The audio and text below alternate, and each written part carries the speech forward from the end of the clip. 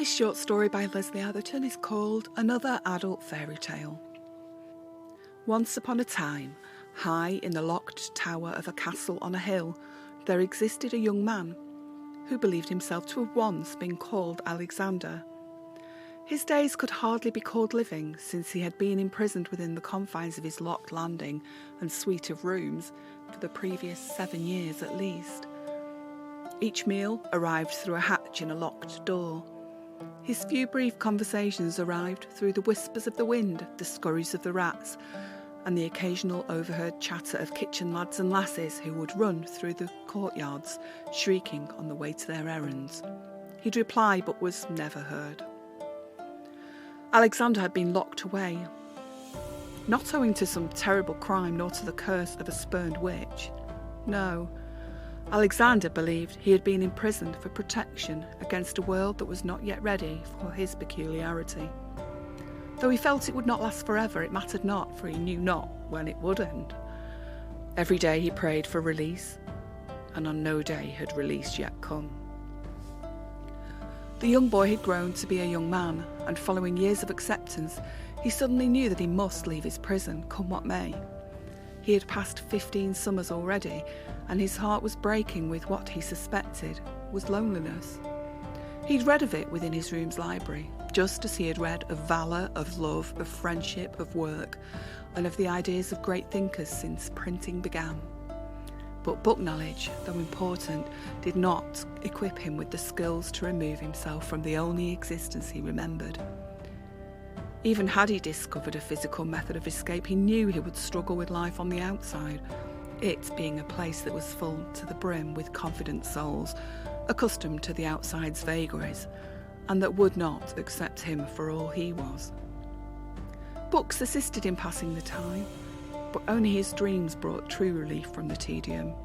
They provided a faint memory of the life he'd had before this place, and of walking in the forest when, from a gap in the bracken, a woodland creature had emerged, with head cocked. The creature had seemed curious at Alexander's approach, and he had greeted the young boy with a nod of his head and a lifting of his leafy green hat. He held out his hand to Alexander, and being a well-brought-up boy, Alexander extended his own to meet it.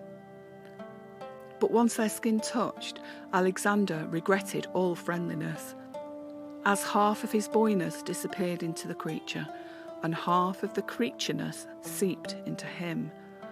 The young man and the woodland creature were both transformed, two into two, and each half of the other, and Alexander's mother, with whom he'd been strolling, fell into a dead faint at the vision of her creature son.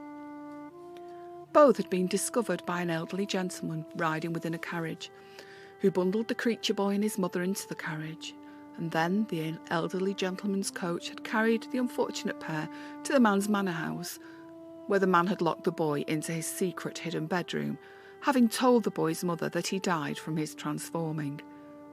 He had soon married the mother, as she had become weak and vulnerable through her grief. So what remained for the young man?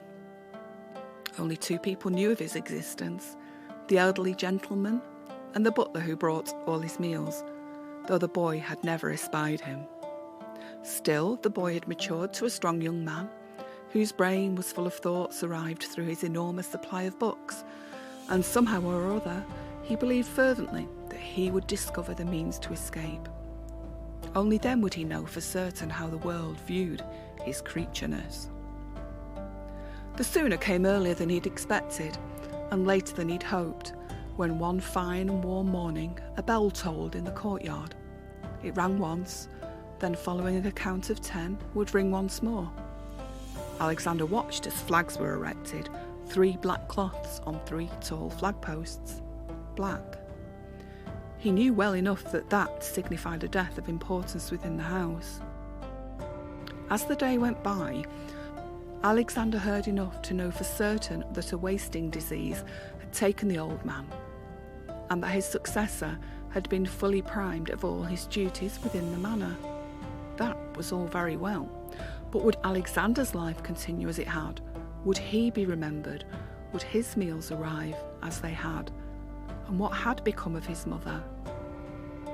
All was quiet in the rooms of Alexander, for one day 2 days, 3 days, and towards the end of the third, the young man, requiring much sustenance for his growing, had made the decision that his only way to live was to break out of his confines that very moment.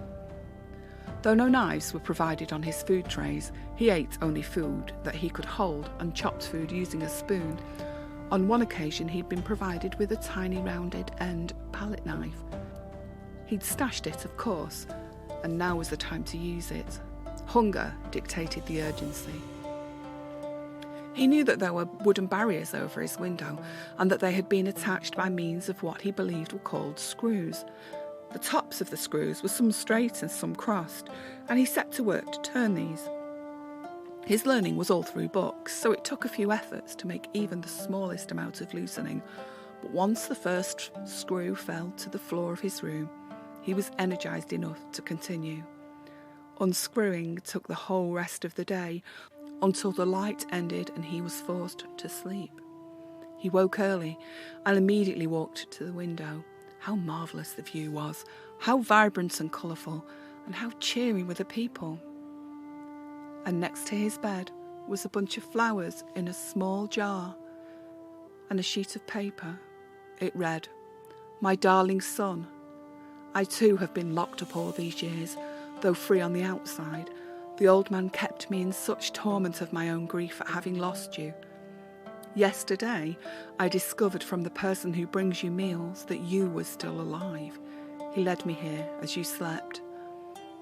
I saw the wooden bars you'd removed from the windows. I will be preparing our belongings for leaving this place. So when you wake, come to me." The young man lay back on his bed. Relief. Escape. It was all going to happen. He was to return to his mother and perhaps even to the rest of his family, and he would get healed. He smelled the flowers next to him and noticed a small round item, silver and shiny and looking so fragile and delicate that he almost didn't like to touch. But as he brought it up to his face, Alexander remembered. The item was a mirror. He hadn't seen himself for so long, and his heart beat with speed and excitement as he held it in front of his face. He was no longer the boy he had been before the imprisonment. He was also no longer the creature that he'd seen in the bracken. He was a young and handsome man, with long dark hair, skin as white as snow, and lips as red as blood. He was the image of the mother he remembered, and he could no longer stop his feet from carrying him to her. "Mother!" he shouted, as he opened the always locked door and left the hated and loved prison and shelter for the final time. That was called Another Adult Fairy Tale, and it was by Lesley Atherton.